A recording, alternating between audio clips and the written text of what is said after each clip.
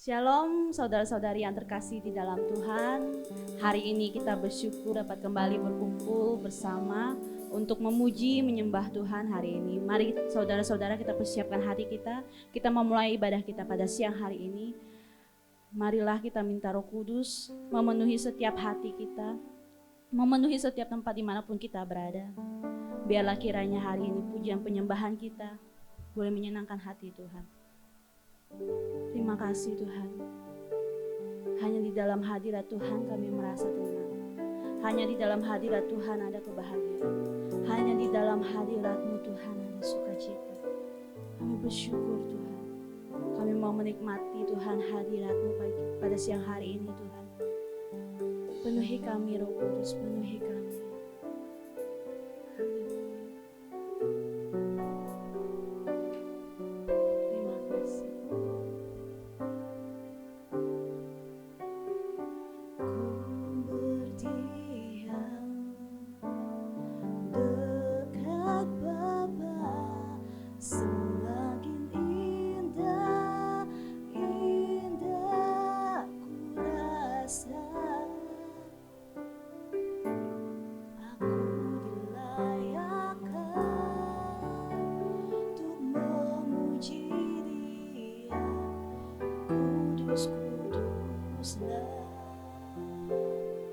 Raja segala raja,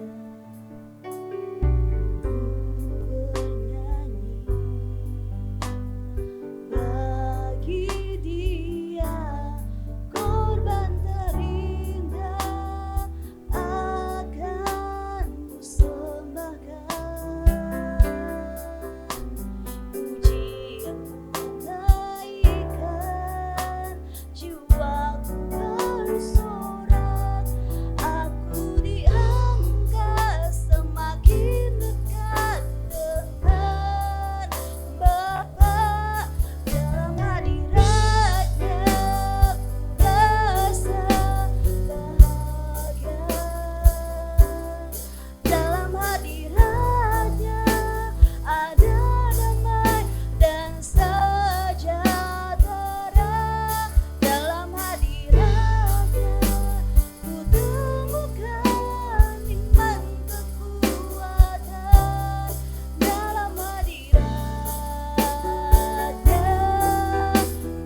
ku temukan kasih-Nya. Kami mau merasakan lebih lagi hadirat-Mu Tuhan. Terima kasih Yesus.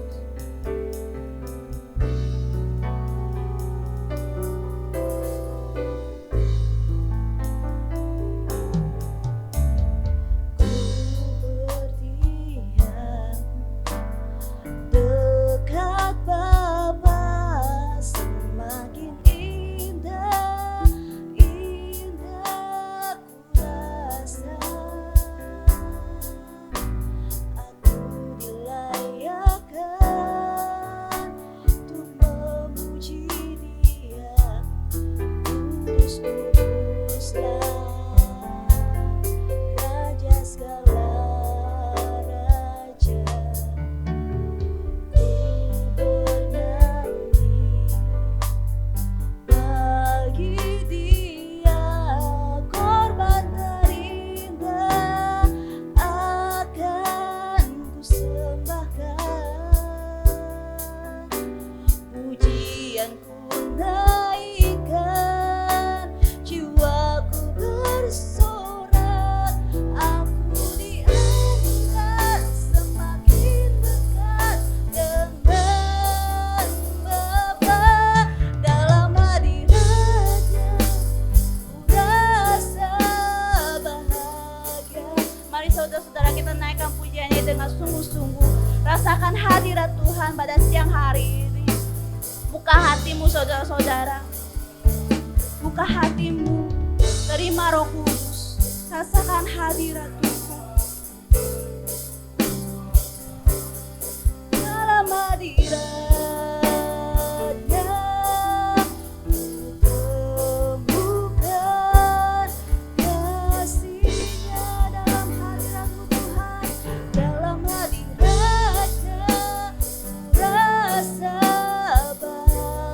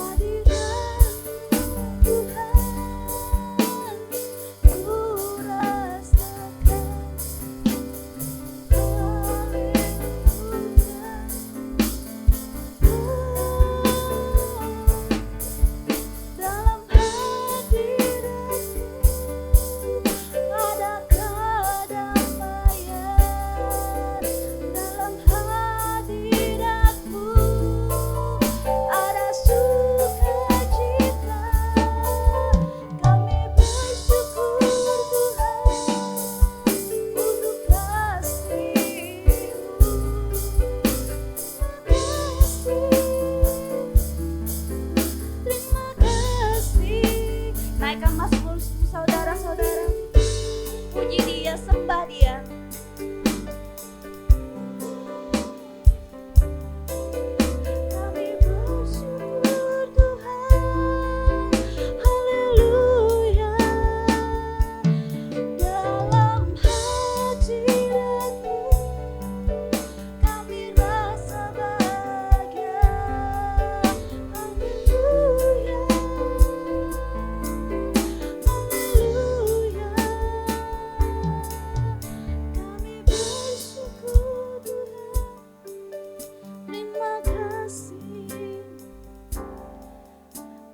Merasakan lebih lagi Tuhan hadirat-Mu Tuhan. Mari saudara-saudara, jangan mau permasalahan kita, pencobaan yang sedang kita alami saat ini membatasi kita untuk memuji menyembah Tuhan, membatasi kita untuk merasakan hadirat Tuhan. Inilah saatnya saudara-saudara, bagi kita semua, apapun keadaan kita saat ini, kita datang kepada Tuhan, kita sungguh-sungguh memuji Tuhan, kita sungguh-sungguh merasakan hadirat Tuhan. Sebab Tuhan katakan di dalam hadiratnya ada kedamaian, di dalam hadiratnya ada rasa bahagia, di dalam hadiratnya ada kekuatan.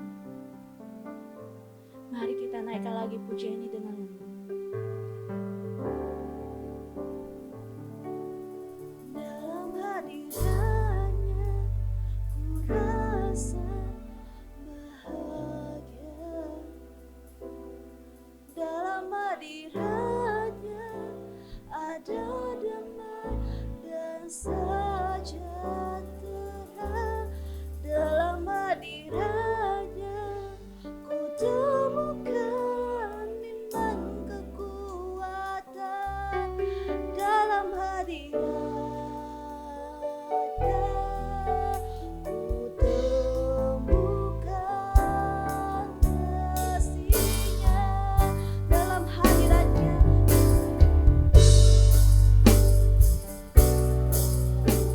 bahagia, dalam hadiratnya ada damai dan sejahtera. Dalam hadiratnya ku temukan iman kekuatan. Dalam hadiratnya temukan kasih-Nya. Dalam hadirat-Mu Tuhan, dalam hadiratnya ku rasa bahagia.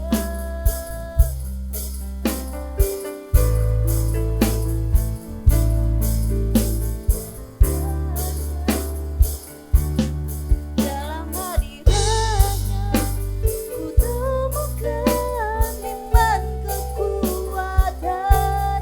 Dalam hadiratnya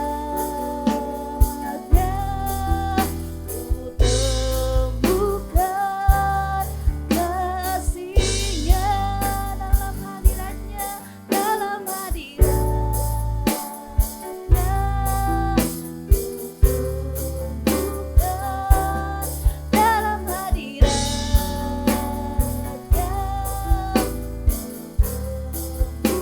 bukan kasih-Nya.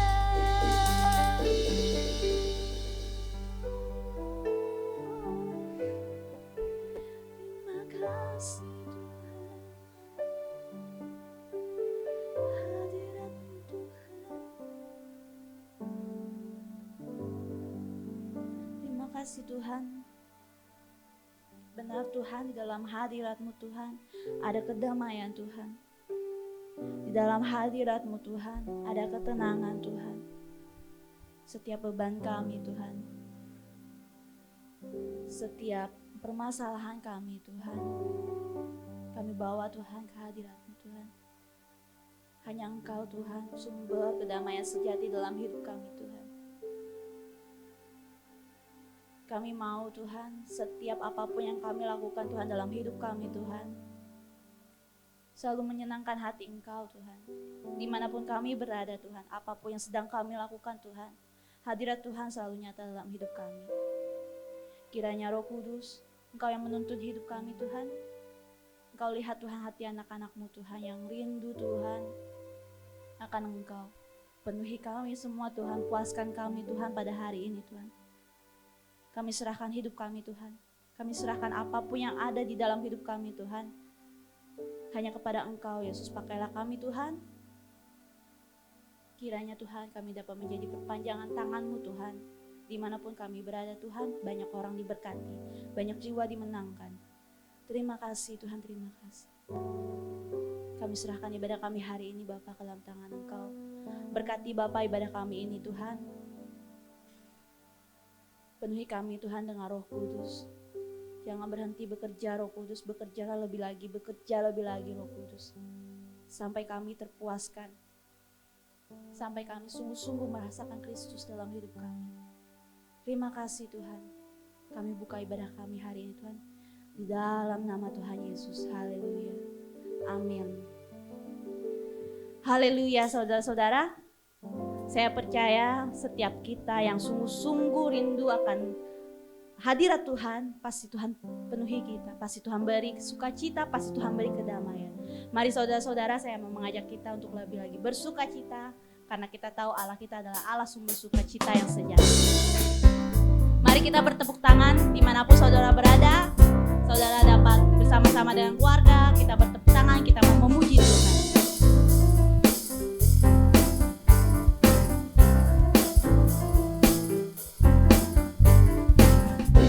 Sukacita suka, itulah kekuatan bagi jiwa.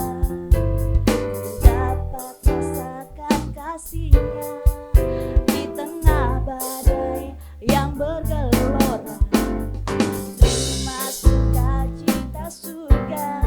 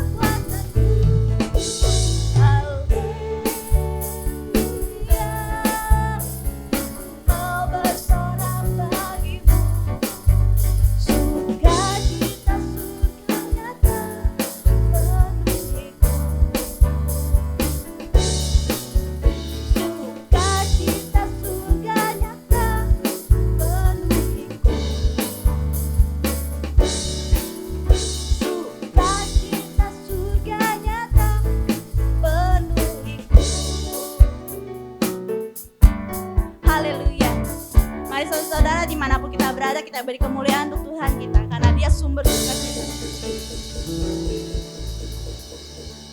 Haleluya, puji Tuhan. Mari kita mau lebih lagi bersukacita untuk Tuhan kita.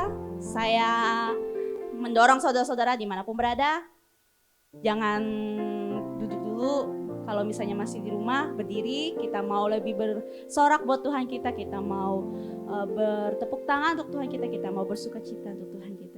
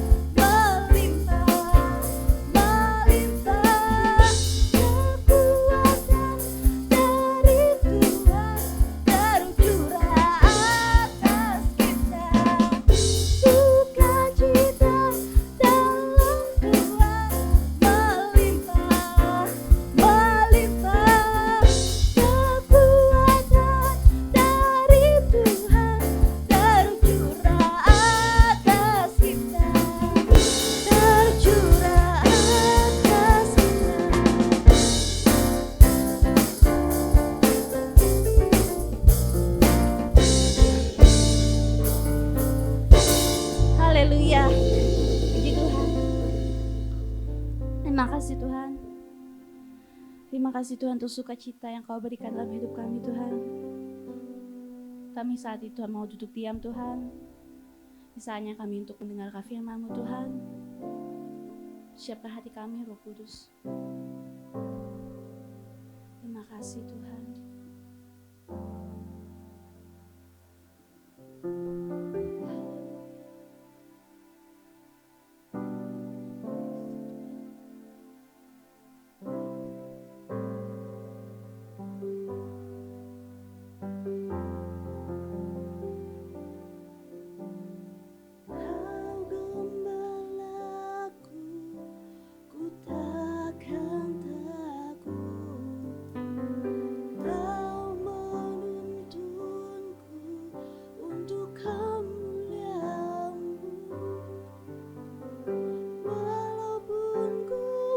Jalan di lembah gelap, ku takkan takut,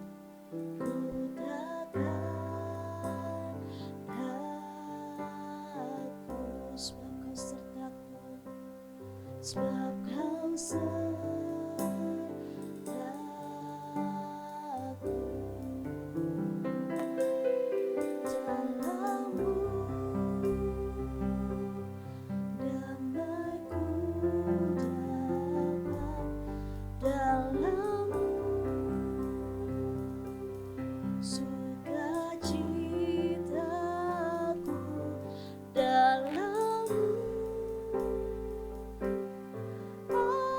Aku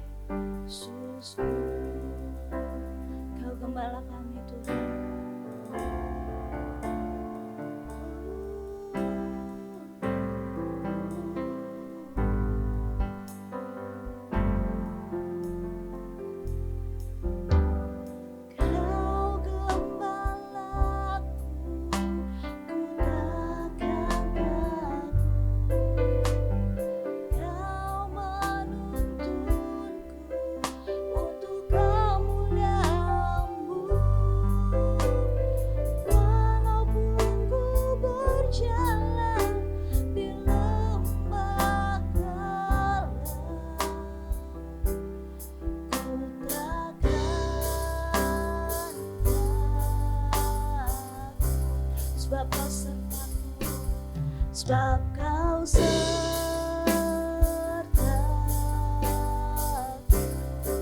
Dalam-Mu Tuhan, dalam-Mu damai-Ku dapat, dalam-Mu sukacitaku, dalam-Mu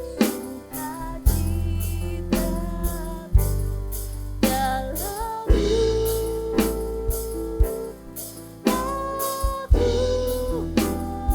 penuh,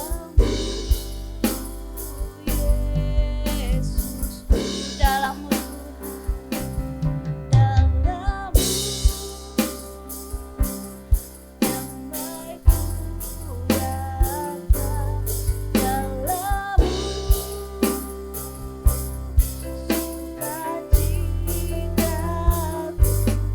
dalam-Mu aku penuh, dalam-Mu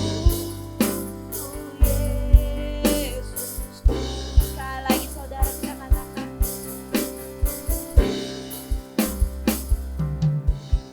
dalam-Mu damai-Ku dapat, dalam-Mu sukacitaku, dalam-Mu aku penuh, dalam-Mu Yesusku, dalam-Mu Tuhan, dalam-Mu damai-Ku dapat, dalam-Mu sukacitaku, dalam-Mu aku penuh, dalam-Mu Yesusku, dalam-Mu damai-Ku dapat, dalam-Mu sukacitaku, dalam-Mu aku penuh, dalam-Mu Yesusku, dalam-Mu Yesusku, dalam-Mu Yesusku, dalam-Mu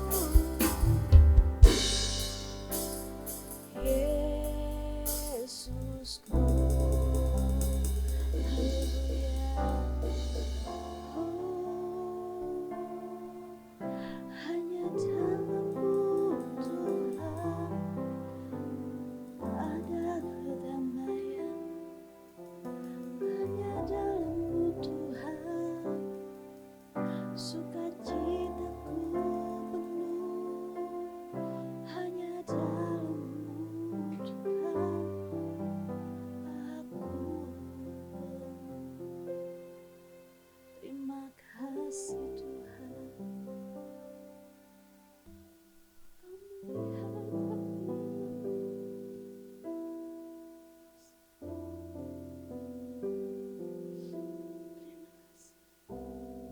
terima kasih Tuhan. Terima kasih Kau mengirimkan Roh Kudus sebagai penolong dan penghibur dalam hidup kami Bapa. Kami mohon ampun Tuhan. Mungkin saat ini Tuhan, banyak dari kami Tuhan yang sering ragu Tuhan, yang kurang percaya Tuhan, karena kuasa-Mu Tuhan. Ampuni kami Tuhan, lembutkan hati kami Tuhan. Kami mau Tuhan sungguh-sungguh percaya Tuhan. Kami mau hati kami Tuhan sungguh-sungguh percaya Tuhan akan kuasa-Mu Tuhan, sehingga tidak ada lagi Tuhan yang membatasi kuasa Tuhan bekerja dalam hidup kami. Lihat hati kami Tuhan, lihat iman kami Tuhan, lihat kerinduan kami semua Tuhan.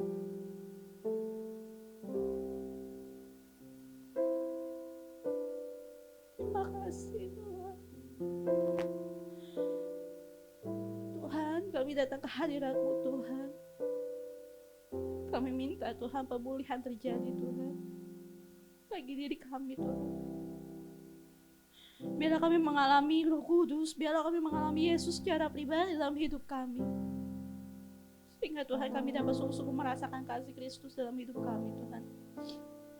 Setiap kami Tuhan yang saat ini Tuhan, rindu Tuhan untuk mengalami pemulihan dalam keluarga kami Tuhan. Hubungan suami istri, hubungan orang tua dengan anak.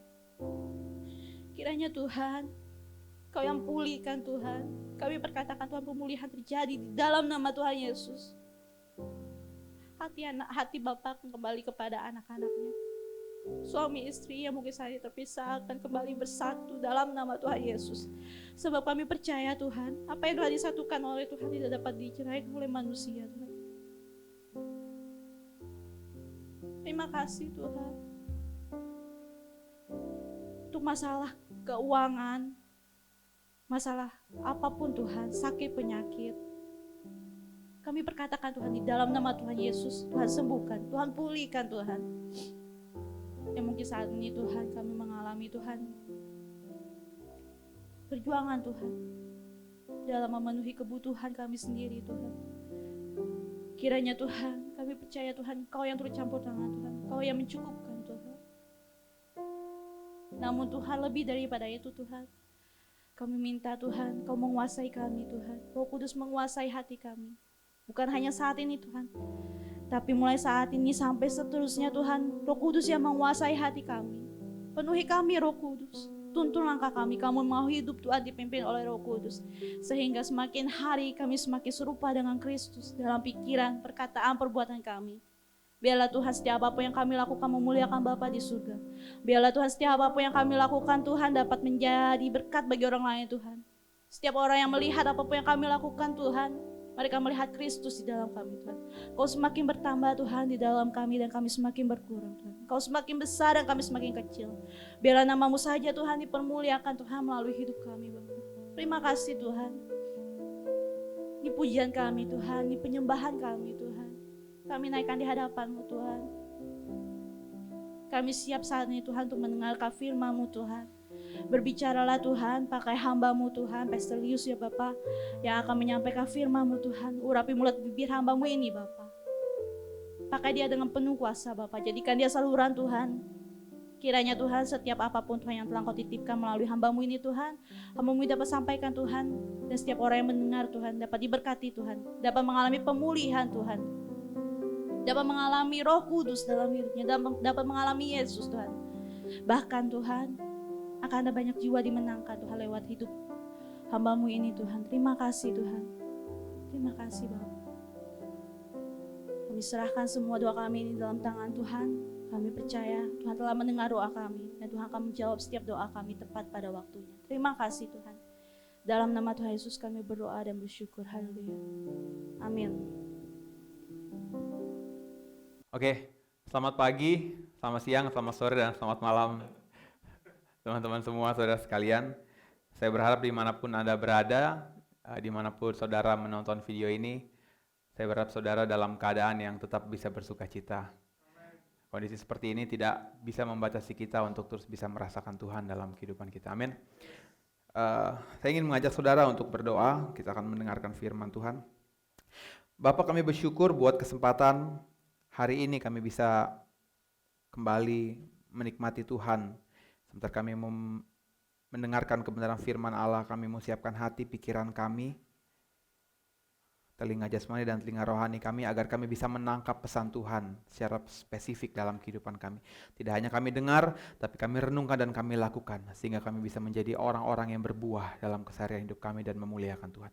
Di dalam nama Yesus kami berdoa. Haleluya. Amin. Ya, saudaraku, saat ini kita ingin bahas tentang kedewasaan atau maturity.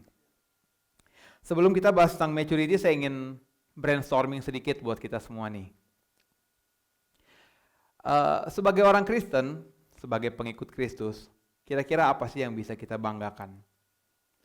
Atau saya ringkas lagi, apa hal-hal yang membuat saya dan saudara bangga menjadi pengikut Tuhan? Atau poin-poin apa yang gak bisa kita temukan di tempat lain atau di kepercayaan lain selain di dalam Yesus Kristus?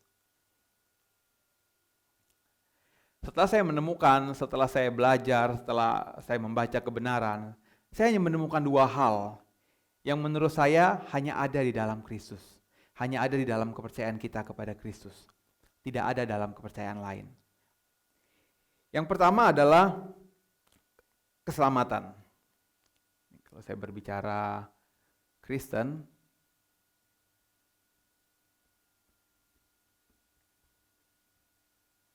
yang pertama adalah keselamatan.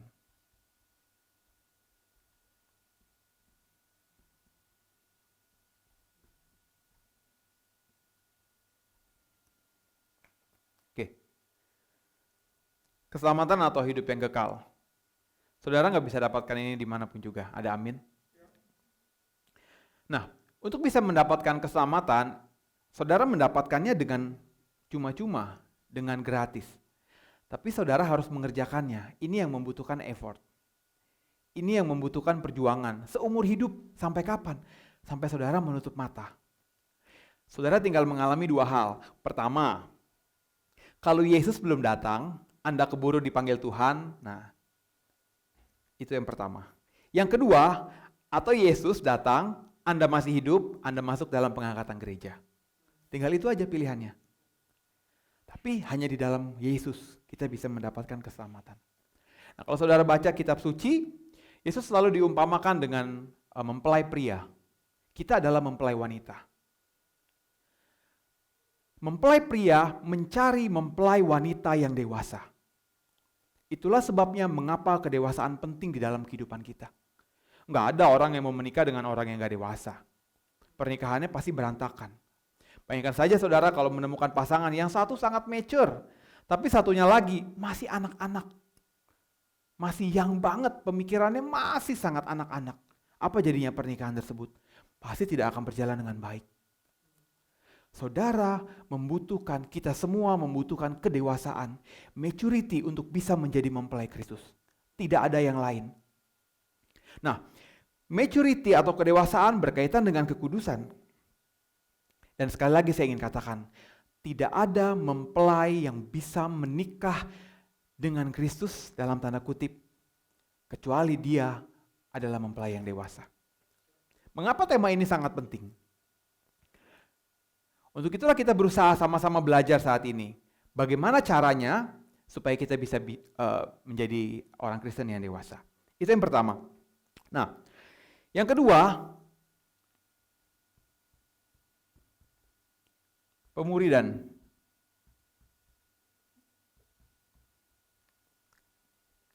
Amanat agung. Saudara nggak temukan dimanapun juga. Saudara menjadi partnernya Tuhan untuk bisa membawa orang lain percaya kepada Kristus. Ini adalah tanggung jawab saudara terhadap diri saudara sendiri kepada Tuhan. Ini adalah tanggung jawab saudara untuk orang lain kepada Tuhan. Mengapa orang Kristen yang benar-benar hidup memenuhi panggilan, dia akan mengerjakan keselamatannya. Setelah dia mengerjakan keselamatannya, dia bertumbuh menjadi pribadi yang semakin dewasa setiap harinya. Setelah dia bertumbuh menjadi pribadi yang semakin dewasa, dia nggak diam. Dia pasti keluar untuk melakukan pemuridan. Nah, dengan konsep ini yang akan kita banyak bahas, yaitu kedewasaan. Nggak ada lain yang saudara bisa banggakan. Saudara mau banggakan apa? Ketaatan. Sorry to say, teman-teman kita dari tetangga seberang mungkin jauh lebih taat. Saya punya beberapa staff, mungkin saudara juga bekerja, itu kalau udah jam tank, udah minta izin Pak, saya harus berdoa. Mungkin saat teduh saudara dan saya juga kalah dengan saat teduh mereka. Bahkan saya kadang-kadang dibangunkan oleh mereka. Halo? Pernah merasa seperti itu? Wah, ketaatan kita tidak terlalu bisa dibanggakan. Karena mereka lakukan hal yang sama. Berbicara kebaikan kita juga tidak bisa dibanggakan. Saya tinggal di Tangerang, ada satu daerah, di daerah Kota Bumi atau Pondok Arum situ ya, itu kalau hujan banjir saudara. Saya ingat kejadian beberapa tahun lalu, saya lupa tepatnya, ini tidak mungkin saya lupakan. Suatu ketika saat banjir besar, ada sebuah organisasi yayasan, saya nggak sebut namanya, tapi kalau saya sebut namanya saudara pasti tahu. Organisasi yayasan dari tetangga seberang. Dia pasang spanduk gede, itu ya, orang tua, om-om, tante-tante, encek-encek, encim-encim, nerjang banjir, bantuin loh, bawa perahu karet, bawa bekal, bawa makanan, bawa indomie dan sebagainya.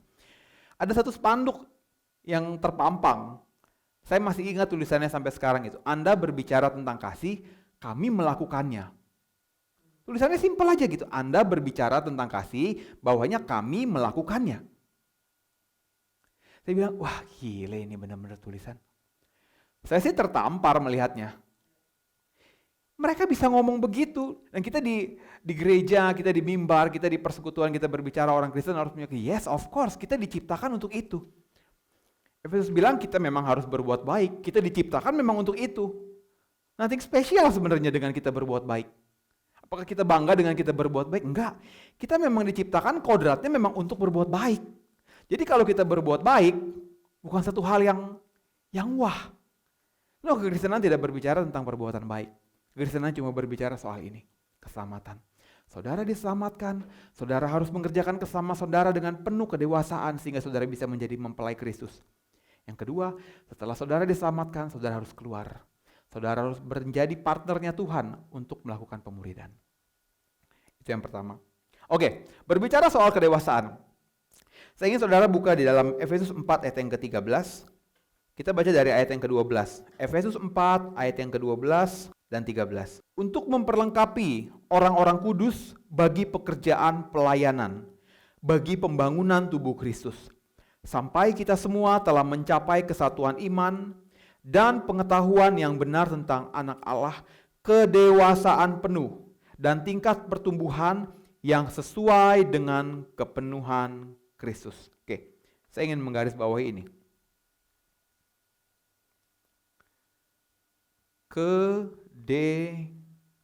Kedewasaan penuh.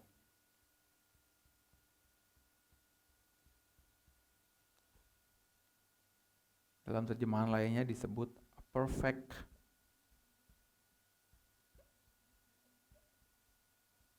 man. Oke. Kedewasaan penuh. Nah, pertanyaan kita hari ini adalah, ada nggak orang yang sudah mencapai kedewasaan penuh? Ada nggak orang yang sudah mencapai kesempurnaan? Firman Tuhan bilang perfect man. Jawabannya sangat mudah, nggak ada. Siapa di sini? Siapa di antara kita yang sudah merasa bahwa kita adalah orang yang sempurna? Orang yang sudah dewasa dengan berani mendeklarasikan diri, gue udah dewasa banget. Gue udah dewasa banget, men. Gue udah dewasa banget. Gue udah perfect hidup gue. Saya sudah sangat dewasa, saya sudah sangat mature. Kalau hari ini saya dipanggil Tuhan, saya yakin saya masuk surga misalnya gitu loh. Walaupun kita semua yakin. Tapi ada nggak orang yang berani mendeklarasikan diri bahwa saya dan saudara sudah sempurna? No. Poin pentingnya adalah kita semua berjalan setiap harinya menuju proses penyempurnaan yang Tuhan mau. Ini yang namanya proses. Kita semua masuk dalam proses supaya kita lama-lama semakin hari semakin dewasa. Semakin serupa dengan Kristus. Inilah yang namanya proses pendewasaan penuh. Ayat ini nggak berbicara tentang kita yang sudah mencapai kesempurnaan. No, kita semua ada dalam sebuah proses untuk mencapai kedewasaan penuh. Gampang nggak? Nggak ada yang gampang, saudara. Nggak ada yang gampang. Tapi pertanyaannya gini, mau nggak? Mau nggak saya dan saudara masuk ke dalam proses ini? Tentu saja nggak gampang, tapi kalau saudara mau, Roh Kudus kuatkan saudara untuk saudara bisa mencapai proses ini. Nah, poin yang kedua yang ingin saya kasih tahu adalah kedewasaan adalah sebuah output. Kedewasaan adalah sebuah hasil dari sebuah proses. Kalau saya berbicara bahwa kedewasaan adalah sebuah output atau hasil, pasti ada yang namanya input, benar ya? Nah, kalau saya berbicara di sini ada output,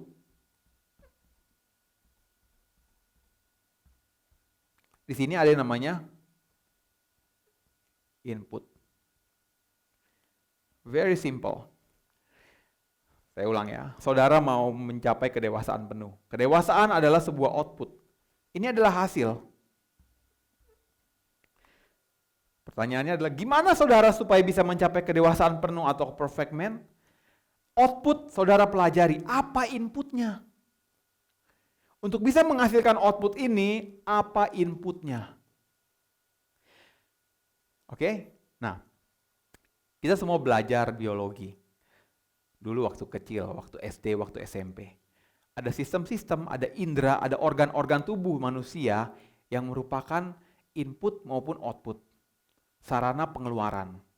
Contohnya, kalau output mungkin berbicara kulit, kita bisa mengeluarkan keringat. Betul ya? Atau apalagi? Mungkin hidung, kita bisa mengeluarkan cairan atau kotoran dari hidung dan sebagainya. Nah, berbicara dalam tubuh manusia, kita berbicara input nih. Pertanyaan saya adalah, input apa, organ mana di dalam tubuh kita yang bisa pengaruh terhadap output kedewasaan kita? Cuma 2. Yang pertama mata, yang kedua telinga. Ini input yang harus kita jaga. Saya tulis ya, mata dan telinga. Kita belajar biologi sedikit nih.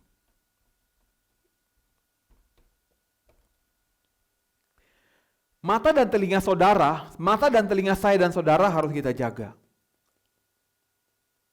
Simple, percaya. Kalau Anda bisa jaga mata, bisa jaga telinga, ini akan berpengaruh kepada proses pikiran saudara. Saat pikiran dan saudara sudah selaras dengan apa yang Tuhan mau, maka perkataan, maka tindakan saudara pasti menuju proses pendewasaan. Simple. Ini urutannya. Nah, PR kita adalah bagaimana caranya kita bisa menjaga mata dan menjaga telinga kita. Firman Tuhan bilang gini, saya akan baca di dalam Matius 6 ayat yang ke-22. Mata adalah pelita tubuh. Jika matamu baik, teranglah seluruh tubuhmu. Ayat 23, jika matamu jahat, gelaplah seluruh tubuhmu. Jadi jika terang yang ada padamu gelap, betapa gelapnya kegelapan itu. Saudara harus kontrol mata saudara.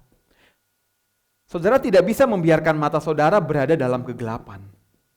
Bagaimana mungkin kita punya mata, kita punya telinga berada dalam hal yang tidak baik, mendengar berita yang tidak baik, melihat hal-hal yang tidak baik, mendengar hal-hal yang tidak berkaitan dengan kebenaran firman Allah, lalu kita berpikir kita bisa menghasilkan output atau kedewasaan.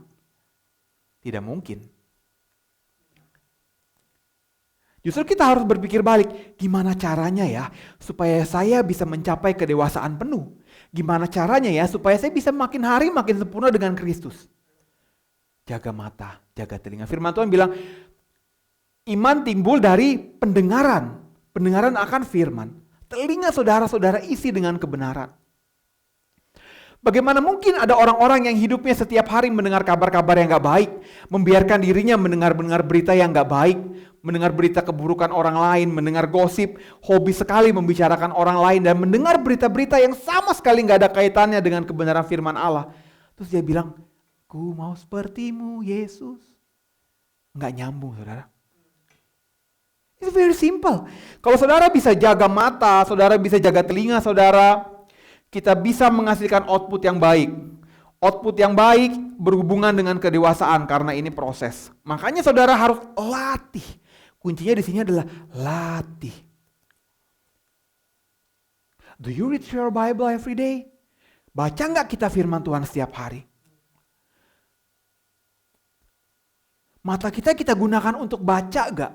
Telinga kita gunakan gak untuk firman Allah? Ketimbang dengar berita-berita atau YouTube yang tidak selalu berguna dan mendidik, kenapa gak kita gunakan YouTube kita untuk dengarin firman Tuhan? Kenapa kita gak baca-baca buku rohani? Ketimbang terlalu banyak scroll up Instagram yang mungkin beritanya hanya tentang gosip dan sebagainya. Saudara gak pernah lakukan itu. Terus tiba-tiba saudara berdoa dan saudara bilang, aku mau menjadi seperti Yesus. Mencapai kedewasaan yang penuh. Gak bisa. Kalau kata orang Indonesia, saudara punya orang dalam. Bisa nembus ini. Bisa menjadi seperti Yesus tanpa melalui proses. Punya orang dalam. Saudara punya ogok. Ibaratnya begitu. Gak bisa. Ini simple sekali. Jadi kita tidak perlu terlalu berbicara soal jauh. Cukup jaga mata, cukup jaga telinga saudara. Benar-benar perhatiin, aware, kuncinya latih dan aware. Saudara terus berlatih, saudara aware, berjaga-jaga gitu loh. Kalau saat saudara mendengarkan berita yang gak baik, kira-kira udah, lupakan. Saudara mulai alihkan kepada firman Allah. Karena mata dan telinga ini berhubungan dengan pikiran saudara. Ini mempengaruhi sangat pikiran saudara. Pikiran saudara nanti yang akan mempengaruhi perkataan dan tindakan saudara. Nggak bisa, katanya kan gini ya, nggak bisa dong pohon mangga menghasilkan pohon buah yang lain. Pohon mangga ngasilin buah mangga, pohon ara ngasilin pohon ara, bener ya? Saudara nggak bisa masukin sesuatu yang buruk terus tiba-tiba mau mendapatkan hasil yang baik. No, nggak bisa. Begitu juga sebaliknya. Kalau saudara bisa memasukin ke mata dan telinga saudara sesuatu yang baik, pasti hasilnya baik. Saudara lihat, gampang. Teman-teman di sekitar kita yang inputnya jelek, matanya jelek, telinganya jelek, outputnya kemungkinan besar jelek. Saya punya anak saya usia 6, 8, 10. Kadang-kadang ya, bukan kadang-kadang, sering, dia copy apa yang dia dengar dari saya. Saudara yang punya anak pasti ngerti. Tiba-tiba anak saya main game online. Jadi dia udah punya schedule nih, apalagi lagi study from home begini. Ada jam-jam memang saya kasih. Kalau nggak kasih juga saya merasa kasihan gitu. Aduh, setiap hari belajar nggak bisa ketemu teman, jadi saya kasih. Dia ngobrol sama temennya, ini anak saya yang paling gede nih. Dia main game online, dia bisa denger gini loh. Saya bisa denger ada temennya dia di game online ngomong gini, gila, saya nggak usah terusin ya. Ada bahasa binatang keluar. Dia bilang, hah? Saya bilang, Eugene, itu siapa? Ada temanku.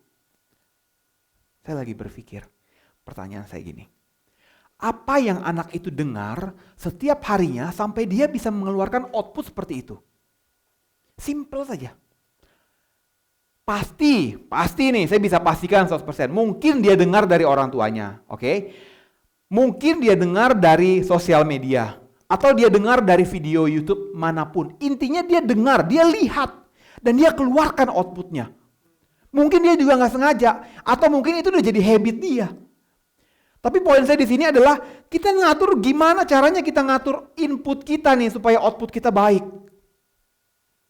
Beda mungkin anak-anak saya dan saudara tentunya. Kalau kita kasih input dia yang baik, kasih kata-kata yang membangun, kasih kata-kata positif, ajarin dia untuk baca Bible, walaupun bolong gak apa-apa, terus ingetin.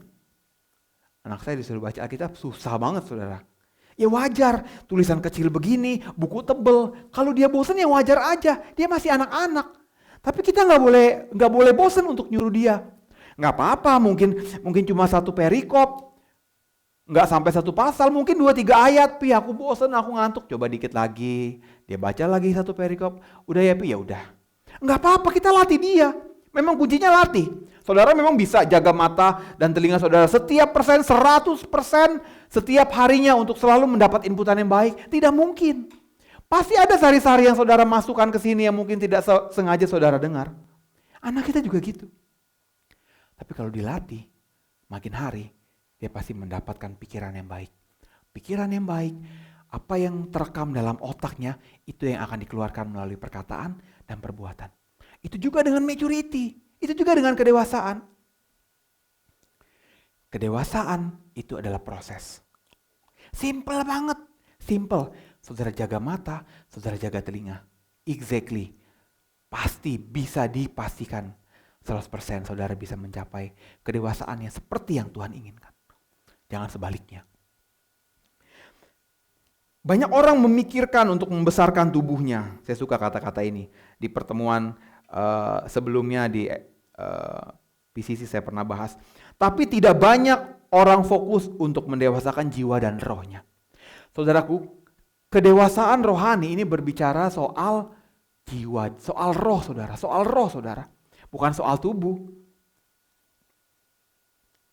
Tapi pertanyaannya gini, kita lebih banyak mikirin soal tubuh.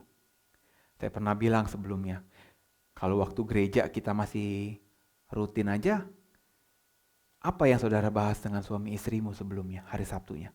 Pi, besok makan apa pulangnya? Ada yang suka mie? Oh kita makan mie ini yuk. Oh kita makan ayam goreng ini. Kita makan di food court ini ya. Saudara yang punya anak pasti mengalami ini nih. Istri saya udah bingung setiap hari sekarang. Anak saya, ini misalnya hari Senin nih. Istri saya kan masak tuh. Pagi dikasih bekal, anak saya udah nanya, "Mi, besok makan apa kita?" Halo, ibu-ibu pasti, wah ini bener banget nih orang. Bener ya, jadi dia udah sampai sebegitunya mikirinnya. Nah pertanyaan kita begini, kita concern loh sama apa yang mau kita makan besok. Kita pikirin budget belanja kita pikirin mau beli sayurnya di mana, mau beli dagingnya di mana. Kita concern nggak sama apa yang baik buat roh kita? Introspeksi diri. Saya juga introspeksi diri dengan saya berbicara seperti ini. Gampang nggak? Iya jelas nggak gampang. Karena memikirkan hal yang tidak terlihat jauh lebih sulit daripada memikirkan hal yang terlihat. Oh gampang, ke gereja aja saudara udah bahas dari minggu sebelumnya kok. Minggu depan kita makan ini ya pulangnya ya. Ya udah schedule minggu depan ibadah pulangnya mau makan apa udah di schedule tuh. Tapi coba nih kita refleksi sama-sama. Dalam seminggu, dari Senin sampai Sabtu, saudara punya nggak schedule untuk kasih makan rohmu? Gimana saat teduhmu? Gimana berdoamu? Gimana relationshipmu sama istri, sama suami, sama pasangan, sama teman? Mikirin nggak gimana caranya supaya kita bisa mendapatkan input yang maksimal? Sehingga kedewasaan ini bukan cuma omong kosong. Kita nyanyi di gereja, aku mau sepertimu Yesus. Seperti Yesus. Itulah kesukaan hatiku. Tapi bener gak? Proses kita ini bener gak mengarah ke sana? Kalau enggak ya retorika saja saudara. Nanti saudara baru kaget begini. Seperti kisah 5 gadis. Oh kamu gak bawa pelita. Oh pelitanya habis. Atau Tuhan bilang dalam Matius 7. Oh aku gak kenal kamu. Bukan orang yang berseru Tuhan, firman Tuhan bilang gitu kan Matius 7:21. Saudara nanti sampai ending. Saudara baru bilang. Kenapa nggak dari dulu ya gue siapin ini? Kenapa nggak proses pendewasaan ini saudara siapkan dari sekarang? Sehingga sampai nanti ujung saudara ketemu Bapa, pilihannya cuma 2 seperti saya katakan tadi. Saudara meninggal sebelum Tuhan datang, atau Tuhan datang saudara masuk dalam pengangkatan gereja. Jangan sampai di ujung kita baru nyesel. Kenapa ya? Gue nggak siapin kedewasaan gue dari dulu. Supaya bisa bertemu muka dengan Kristus sang pujaan hati. Begitu juga dengan anak kita. Nanti saudara kalau sudah gede nggak biasain dia hal yang baik, saudara baru nyesel. Kenapa ya dari dulu gua nggak siapin dia? Udah gede, udah umur 21 tahun, sudah menikah. Berapa banyak orang tua sekarang yang mendengar bahwa anaknya begini, anaknya ribut, mau divorce, mau dan sebagainya. Orang tua sekarang baru sadar bahwa aduh kenapa sih dulu gua nggak ngajarin kebenaran? Kenapa sih gua nggak biarin anak-anak gua nih hidup dalam kebenaran, jaga mata dan telinganya, masukin inputan-inputan yang baik sehingga dia bisa dewasa? Kenapa ya? Pertanyaan itu nggak bisa kita tarik mundur. Sudah lewat. Nasi sudah jadi bubur. Kalau saudara masih bisa dapat kesempatan, saudara bisa perbaikinya. Tapi bayangin, kalau kita sudah di ujung akhir hidup, Tuhan bilang enggak sorry. Lu udah di sini. Anda udah ninggalin dunia. Ini saatnya penghakiman. You udah gak bisa balik. Saudara mau ngomong apa? Selama saudara masih dicubit sakit, ditonjok masih bisa babak belur, ditonjok masih bisa biru, saudara artinya masih punya kesempatan untuk bertobat dan memperbaikinya. Tapi kalau udah di akhir, pertanyaan saya gimana? Saudara udah masuk dalam pengadilan Tuhan, mau ngomong apa? Aware, ingat, keselamatan yang kita punya, kita terima dengan gratis. Tapi untuk mempertahankannya sampai akhir hayat, saudara butuh effort. Saudara butuh kerja keras. Dan itu gak gampang. Oke, saya lanjut. Saya ingin masuk, ada beberapa hal, saya yakin juga saudara pernah mendengar. Saya ingin bahas begini. Ciri-ciri kedewasaan dapat dilihat dari beberapa hal. Saya bahas beberapa hal saja yang sangat implikatif dalam kehidupan kita sehari-hari. Saya yakin banyak ciri-ciri kedewasaan, tapi saya ingin bahas beberapa hal saja. Yang pertama, Respon terhadap segala sesuatu. Respon terhadap segala sesuatu. Kedewasaan bisa terlihat dari bagaimana saudara merespon segala sesuatu, apa yang terjadi dalam hidup saudara. Beberapa tahun yang lalu, saya punya seorang karyawan, seorang pria.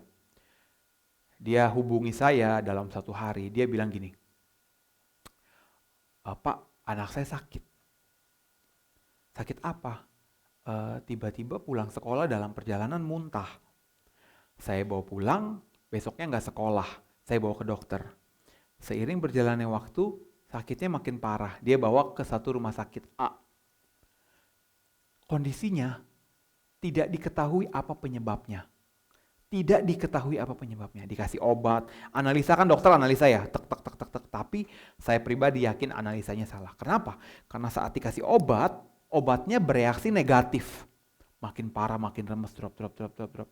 Nah, dokternya singkat cerita bilang begini karena bingung. Biasanya, ini biasanya saja ya. Dokter yang sudah bingung, analisanya begini.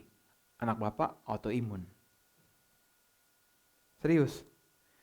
Kaget gak sih anak sehat, tiba-tiba cuma gara-gara muntah masuk rumah sakit, dikasih obat bla bla bla bla, autoimun katanya. Autoimun saudara. Kalau dengar kata anak saudara autoimun, gimana perasaannya? Mereka tidak percaya lagi di rumah sakit ini, dipindahin ke rumah sakit yang lebih bagus. Lebih bagus. Dokternya kasih penjelasan yang lebih make sense. Singkat cerita, 1, 2, 3 hari, 8 hari, anaknya PSUE. Lewat. Ini orang gimana ya rasanya ya?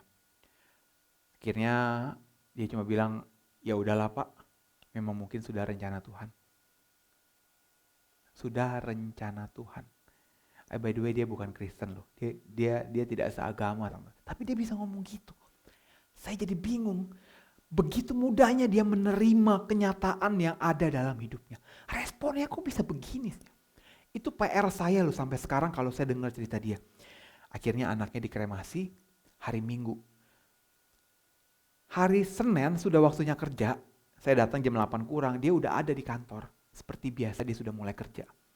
"Pak, ini laporan Bapak ya, sudah saya buat." Saya bilang, wah ini orang kacau, saya bilang. Maksudnya kacau adalah respon terhadap kejadian yang menimpa hidupnya itu baik banget, dia bisa terima.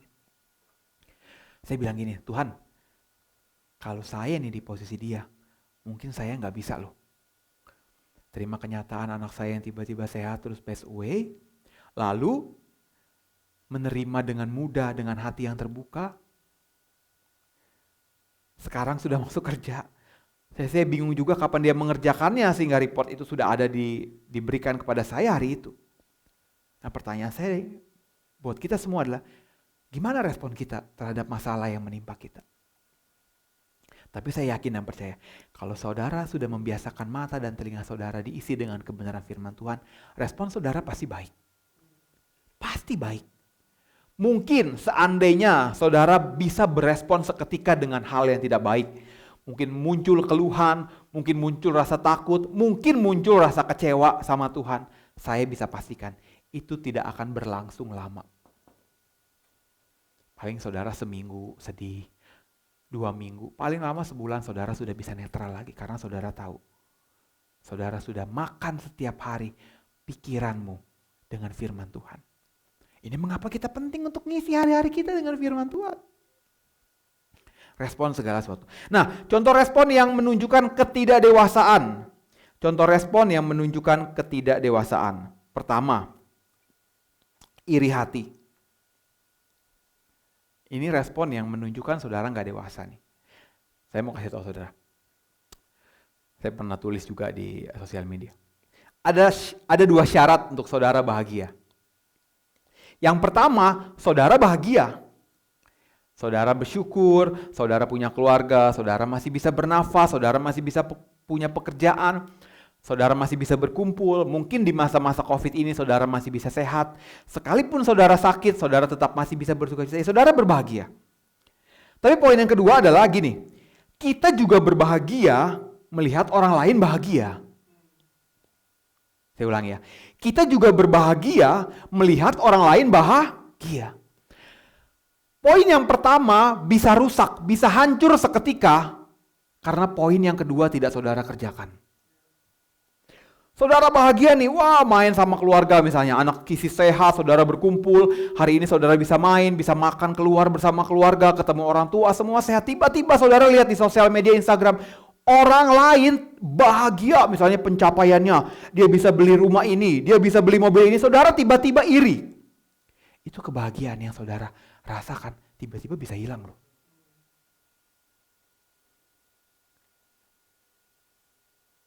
Bener gak? Bisa hilang loh. Seketika. On that point. Waktu itu juga. Bahayanya iri. Bisa merenggut seketika itu juga kebahagiaan kita. Kayaknya kita jadi mikirin dia ya. Padahal di depan mata kita kebahagiaan kita itu sudah jelas terlihat. Kita gak tahu itu mobilnya gimana, rumahnya gimana. Kita pun gak terlalu dekat mungkin dengan orangnya. Bahaya saudara. Ingat. Kebahagiaan itu ada dua syarat. Pertama, saudara bahagia. Yang kedua, saudara juga bahagia melihat orang lain bahagia. Ini kedewasaan nih. Ini maturity. Ini terlihat bagaimana saudara punya tingkat kedewasaan. Kalau masih ada iri hati, dengki, ngelihat orang seneng, kok kita jadi ada yang ganjel ya? Itu radar, itu alarm buat saudara. Untuk saudara segera benahi hati dan pikiran saudara. Kalau enggak, sukacita saudara dengan mudah direnggut. Kalau lihat teman yang sukses, bisa enggak saudara japri atau dia lagi instastory, ya saudara post aja. Congrats ya bro, dengan tulus. Itu menunjukkan kedewasaan kita loh. Bisa enggak kita lakukan itu? Simple aja, atau kasih jempol, atau kasih applause. Emotikon-emotikon yang membuat bahwa kita benar-benar bangga, bahagia lo punya teman yang benar-benar sukses. Tapi enggak lo. Saudara kira saya tidak merasakan ini? Saya pernah merasakan ini.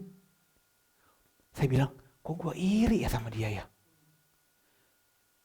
Padahal yang dia punya pun saya punya. Jahatnya manusia tuh. Yang dia punya, itu saya punya. Semua yang dia post itu saya punya, tapi kenapa saya iri? Iri untuk sesuatu yang saya punya. Intinya saya cuma gak seneng ngelihat dia punya sesuatu yang saya punya. Kan jahat. Jahat banget. Saya bisa mencap diri saya jahat. Jahat lu Yus, lu jahat banget Yus. Dan yang saya katakan benar, seketika itu juga kebahagiaan saya tiba-tiba hilang. Bahaya. Saya berharap kedewasaan kita lebih teruji setiap harinya. Kasih congrats, di sini kedewasaan kita teruji. Bro, selamat ya bro, lu keren banget, hebat dengan hati yang tulus.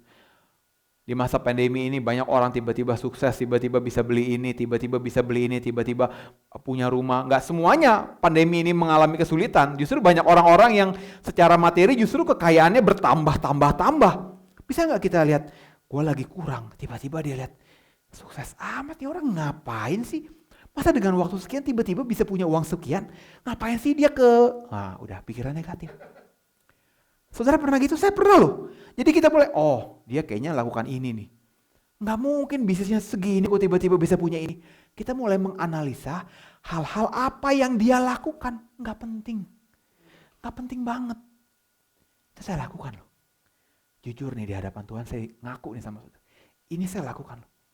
Makanya saya nggak mau lakukan lagi dan saya sharing sama saudara supaya kita tidak ada dalam satu perangkap yang sama. Kok kayak begini masih bisa bilang setiap hari nyanyiku mau sepertimu Yesus? Ubah dulu, ini implikatif sekali. Yang kedua, sombong. Nah, sombong ini juga unik. Saudara punya mobil, saudara posting, orang mengira saudara sombong. Saudara punya rumah, saudara posting. Saudara mungkin bukan mengira, memang sombong. Misalnya saya baru beli mobil, saya posting nih. Saya bilang, kerja keras gue membuahkan hasil, akhirnya gue punya juga mobil. Saya sombong, oke. Tapi ada satu jenis sombong yang lain. Saya tulis gini, bertobat bukan saja hanya dari perbuatan buruk. Bertobatlah, tapi juga dari kesombongan perbuatan baik. Bertobat bukan hanya saja dari perbuatan buruk, tapi dari kesombongan perbuatan baik. Apa maksudnya kesombongan perbuatan baik? Perasaan bangga yang berlebihan. Karena kita bisa bantu orang lain. Bahkan kita ceritain nih ke orang lain bahwa kita sudah bantu dia. Hati-hati loh. Ini kedewasaan nih. Saudara nggak perlu post punya mobil, terus saudara bilang bahwa sombong. Itu sombong yang level rendah. Biasa aja, udah lama. Itu udah jadul. Sombongan tingkat baru adalah sombong berbuat baik. Pernah? Ya pernah lah, saya juga pernah ngerasain begini. Bantu orang, merasa bangga, kok bisa bantu dia. Jahatnya lagi, maaf ya saya pakai kata ini, jahatnya lagi. Saya ceritain ke yang lain, dia hidupnya lagi susah. Itu aja buktinya gue bantu dia. Kalau saudara pernah merasakan ini, hari ini juga, stop perbuatan itu. Bertobat sama-sama kita. Sama-sama, saya juga pernah loh. Nah, level lebih tinggi lagi adalah sombong rohani. Sombong rohani paling parah. Kesannya bagus, kesannya rohani, tapi sebenarnya dalam hati kita menganggap orang lain lebih tidak rohani. Wah, orang sharing sama kita punya masalah, kita bisa kasih kebenaran-kebenaran ayat firman Tuhan, hidupnya berubah. Apa yang saudara respon? Saudara balikin itu buat kemuliaan Tuhan, apa saudara bilang, gila keren juga ya gua.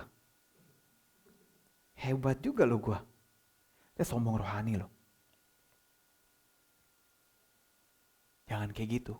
Ini kesombongan yang nggak kedetek nih. Tahu-tahu terkumpul, terakumulasi jadi gede.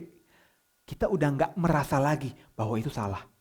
Makanya Amsal bilang gini, ada jalan yang disangka orang lurus, tapi ujungnya menuju kepada maut. Nggak kerasa, biasa aja terakumulasi. Hari berikutnya, minggu berikutnya, bulan berikutnya, biasa aja terakumulasi sampai nanti. Kita udah nggak ngerasa lagi. Kebohongan yang dilakukan terus-menerus, kebohongan yang dilakukan secara konsisten akan menjadi sebuah persepsi kebenaran. Itu prinsip. Makanya ada orang yang ngerasa, masa sih begitu salah? Loh, itu udah terakumulasi. Nah, saya berharap setiap kita yang mendengarkan firman Tuhan sehari ini kita sama-sama sadar nih. Jangan sampai itu terakumulasi sehingga jadi sesuatu hal yang besar. Sampai kita nggak sadar lagi kalau kita sudah melakukan sebuah kesalahan. Kebenarannya sudah tertutup. Sombong. Jangan sampai sombong berbuat baik dan sombong rohani. Oke, yang selanjutnya, yang ketiga, tidak bisa nahan emosi. Ini kedewasaan. Umum banget, saya pun pernah melakukannya. Apalagi di zaman begini, lagi work from home, sekarang mungkin udah terlalu aktif ya. Kalau dulu awal-awal, anak, istri gitu kan di rumah, mau ini mau itu, aduh kayaknya hektik banget, overwhelmed banget. Saya pernah nonton film Korea, saya juga nonton film Korea soalnya. Suatu ketika, ada sebuah kisah, 2 orang polisi melihat sebuah penjahat. Saudara kalau nontonin drama Korea mungkin tahu ini saya ngomongin cerita apa nih, film apa nih. Itu polisi itu melihat seorang penjahat digebukin. Puk, puk, puk, puk, puk. Penjahat ini dia nggak lawan. Jadi penjahat dalam satu geng ngegebukin salah satu anak buahnya. Atau ngegebukin salah satu temannya. Jadi digebukin ya, atau orang tek, tek, tek, tek. Polisi ini nggak ngebantuin. Dia cuma lihat dari jauh. Sampai akhirnya bubar, teman-temannya stop ngegebukin dia, dia angkat orang ini. Dia bawa ke kantor polisi. Polisinya nanya gini, kenapa lu nggak lawan? Sebelum dia tanya gitu, dia nanya gini, kamu ilmu bela diri sabuk apa? Polisinya nanya gitu. Kamu ilmu bela dirimu sabuk apa? Dia bilang, kok kamu tahu? Saya belajar ilmu bela diri. Terus polisi ini nanya lagi, kenapa kamu nggak lawan? Penjahatnya bilang, kok kamu tahu saya punya ilmu bela diri? Saya belajar ilmu bela diri.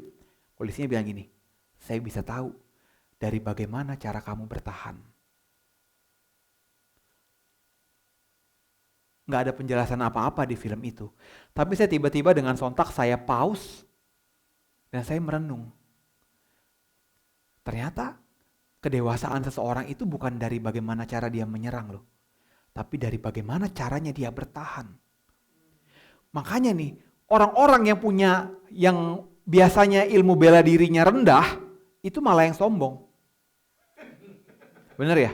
Sok-sokan, ngajak ribut, petantang petenteng, gagah-gagahan. Tapi lihat yang sabuk hitam, yang sabuk yang udah jadi sabam, yang udah jago banget, kadang-kadang merendah. Dilecehin pun dia diem. Bahkan bukan dilecehin, sampai satu ketika dia pukul, jika pukulannya masih dalam tahap yang rendah, dia nggak bales. Kalau cuma sekedar diginiin, didorong, mungkin ditendang dengan tenaga yang nggak terlalu keras kakinya, dia diem. Tapi coba orang yang baru sabuk awal, aja udah sok jago mau nantangin orang, mana orangnya, beraninya dia sama gue dan sebagainya. Ya saudara lihat, kedewasaan seseorang bisa dilihat dari bagaimana cara dia bertahan, bukan cara dia menyerang. Apa aplikasinya dalam hidup saya? Pergunakan mulutmu dengan baik. Tahan emosi. Kedewasaan seseorang bukan dari bagaimana Silius berbicara di depan mimbar. Bukan dari bagaimana Pak Peter berbicara di depan mimbar. Bukan dari bagaimana orang-orang berbicara, memberikan kata-kata motivasi yang kesannya hebat. No. Kedewasaan seorang Silius dilihat dari dia menghadapi masalah, dari dia menghadapi ujian yang membuat emosinya meningkat, terus dia bisa tetap diam dan menahannya dengan baik, sempurna. That's the point. That's about maturity. Saudara jangan terkesan dengan orang yang jago bicara, yang jago ngoceh, tapi terkesanlah dengan orang yang, kok dia bisa diem ya? Kok udah dikata-katain masih diem ya? Teman-temannya udah ngomongin buruk loh, kok gak ada pembelaan ya? Tenang-tenang aja ya? Bisa ya dipukul, tapi diem gak ngebales. That's maturity. That's Bible, itu kebenaran firman Tuhan.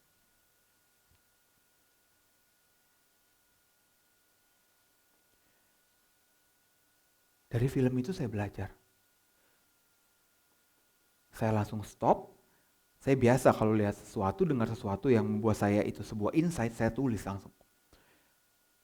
Kedewasaan seseorang dilihat bukan dari bagaimana cara dia menyerang, tapi dari cara dia bertahan. Semoga kebenaran ini bisa membukakan hati kita semua. Tuhan ngajarin kita dari segala hal. Even lewat film Korea pun saudara bisa belajar sesuatu loh. Jadi gak usah berkecil hati kalau sering nonton film Korea. Saudara bisa dapat insight. Tapi jangan lupa waktu maksudnya. Ya, sehari setengah episode, sehari 1 episode sebelum tidur 1 jam, setengah jam masih boleh lah. Jangan saudara begadang dari jam 7 malam sampai jam 7 pagi untuk ngeluarin 1 season juga gak baik. Nanti kesehatanmu terganggu. Tapi anyway, ini poinnya. Pertama, iri hati. Hati-hati dengan iri hati. Yang kedua, sombong. Jaga hati saudara supaya saudara jangan sampai sombong berbuat baik. Jangan sampai saudara sombong rohani. Yang ketiga, kedewasaan. Dilihat bagaimana cara saudara bisa menahan emosi. Bukan dari saudara nyerang, bukan dari saudara ngasih kata-kata pembangunan. Itu pun bagus. Tapi lihat, orang-orang yang bisa tahan emosinya, tetap tenang. Itulah kedewasaannya sungguhnya. Jadi kedewasaan yang terakhir, menyelesaikan tanggung jawab. Kata ini harus saya tekankan, menyelesaikan. Bukan hanya berani mengambil tanggung jawab, tapi menyelesaikannya. Saudara sudah dapat tanggung jawab dari pimpinan, bahkan dari Tuhan, selesaikan. Sampai kapan? Sampai Tuhan suruh selesai. Sampai pimpinanmu bilang, udah cukup. Itu kedewasaan. Jangan saudara gampang ngambil, di tengah jalan saudara taruh, saudara pergi, saudara menyerahkan itu kepada orang lain. Itu bukan ciri orang yang dewasa.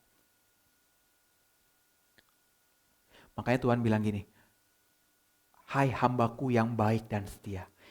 Engkau telah selesai dalam perkara-perkara kecil, aku akan mempercayakanmu perkara-perkara yang besar. Artinya apa? Setiap kita dipercayakan hal yang mungkin kecil bagi kita, lakukan. Selesaikan. Nanti setelah selesai, Tuhan kasih promosi untuk kepercayaan tanggung jawab yang lebih besar. Dalam pelayanan saudara di PCC, saya percaya ada orang-orang yang dipanggil di tempat ini untuk menyelesaikan pekerjaan Tuhan melalui wadah ini. Bukan secara kebetulan. Komunitas ini bukan komunitas yang main-main, sekedar main-main atau sekedar kumpul. Tapi saya pribadi percaya bahwa ada tanggung jawab yang sudah Tuhan berikan kepada saudara. Kepada para pengurus, kepada para majelis untuk menyelesaikannya. Sampai kapan? Kalau kita berbicara pelayanan mungkin sampai akhir hidup kita. Sampai Tuhan datang. Sampai nanti engkau ketemu Tuhan, Tuhan bilang gini, sabas, hai hambaku yang baik dan setia. That's about maturity. Dan saudara gak perlu pusing dengan tanggung jawab yang besar. Apapun yang saudara pegang di tangan saudara, walaupun itu kecil, selesaikan. Tidak ada yang lebih hebat dari hamba yang menerima 2 talenta ataupun yang 5 talenta. Sama, baca firman Tuhan baik-baik. Keduanya diterima di perjamuan makan bersama dengan Tuhan. Yang 5 doang yang diterima, yang 2 talenta gak diterima, enggak. Syarat diterima adalah mengerjakan talentanya. Dari 2 jadi 4, 5 jadi 10. Bukan soal 2 atau 5-nya, bukan soal 4 atau 10-nya. Tapi lu kerjain gak? That's the point. Sekali lagi, Kristenan soal keselamatan dan pemuritan. Di dalam keselamatan saudara harus dewasa. Karena hanya mempelai yang dewasa yang bisa menikah dengan anak domba. Kedewasaan penuh atau perfect man. Kedewasaan penuh adalah proses. Ini adalah output. Kalau kita berbicara output, kita harus lihat apa inputnya. Inputnya adalah jaga mata dan telinga saudara. Jaga mata dan telinga kita semua. Agar kita bisa menghasilkan pikiran yang baik. Dengan pikiran yang baik, kita bisa menghasilkan perkataan dan perbuatan yang baik. Jangan iri, jangan sombong berbuat baik, jangan sombong rohani. Dan yang ketiga adalah jaga perkataan kita. Saya akan tutup. Kedewasaan sangat berhubungan erat dengan kekudusan. Ini penting. Karena orang yang dewasa pasti dia menjaga dengan seksama kekudusannya di hadapan Tuhan. Saya berharap firman Tuhan ini bisa memberkati saudara sekalian. Mari kita berdoa.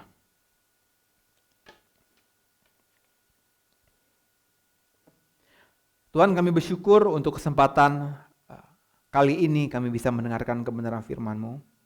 Kami tahu kami harus mengerjakan keselamatan yang sudah Tuhan berikan. Kami mau mencapai kedewasaan penuh untuk bisa menjadi mempelai Kristus. Itu tidak mudah, kami harus melewati berbagai proses yang tidak mudah. Tapi kami mau berusaha Tuhan untuk menjaga hati, untuk menjaga pikiran, mata, telinga kami tetap baik. Sehingga perkataan dan perbuatan kami pun selaras dengan apa yang Tuhan mau. Hamba berdoa untuk setiap jemaat yang menyaksikan video ini dimanapun mereka berada. Berdoa agar firman ini bisa tertanam dalam hati mereka, bisa mereka renungkan dan mereka lakukan ya Tuhan. Mereka bisa aplikasikan dalam kehidupan mereka sehari-hari. Terpujilah nama-Mu, terus berikan kekuatan kepada kami di masa pandemi ini. Kami tahu ini situasi yang tidak mudah, tapi kami juga tahu bahwa kami berjalan dengan tangan yang kuat. Kami berjalan dengan kuasa penuh dari Roh Kudus yang tidak terbatas kuasanya, yang selalu memampukan kami untuk bisa melewati setiap musim hidup kami. Terima kasih Tuhan, segala pujian syukur kami naikkan kepada-Mu di dalam nama Yesus. Kami sudah berdoa. Siap kita yang percaya, mari sama-sama katakan amin. Thank you. Haleluya, saudara diberkati, amin. Amin, saya sungguh diberkati sekali ibadah hari ini. Terima kasih buat sahabat kami, Pastor Lius yang sudah menyampaikan isi hati Tuhan. Dan saya pikir banyak Bapak Ibu Saudara diberkati, amin. Saya rasa apa yang ia sampaikan sangat relevan dalam kehidupan kita saat ini, terutama di masa-masa ini. Jadi jangan lupa bahwa di masa kita di rumah terus begitu banyak informasi. Kan saya selalu bilang bahwa masalah kita hari-hari ini bukan kekurangan informasi. Informasinya begitu banyak. Tapi apa dari mata dan telinga kita yang mesti dengar. Jadi saudara kalau lagi lihat teman saudara di sosial media makan bakmi enak, saudara di rumah cuma Indomie doang, berbahagialah. Ya kan, karena kita harus berbahagia kalau orang lain bahagia. Jadi kira-kira itulah penerapannya saudara. Amin. Baik saudara, sebelum saya tutup hari ini ibadah, saya senang sekali kita gak terasa waktunya hari ini udah minggu terakhir di bulan Agustus, sudah hampir 8 bulan. Dan saya punya pengumuman penting buat Bapak Ibu Saudara, mohon diperhatikan dengan baik. Mulai minggu depan, pertanggal bulan September, ibadah kita akan berubah.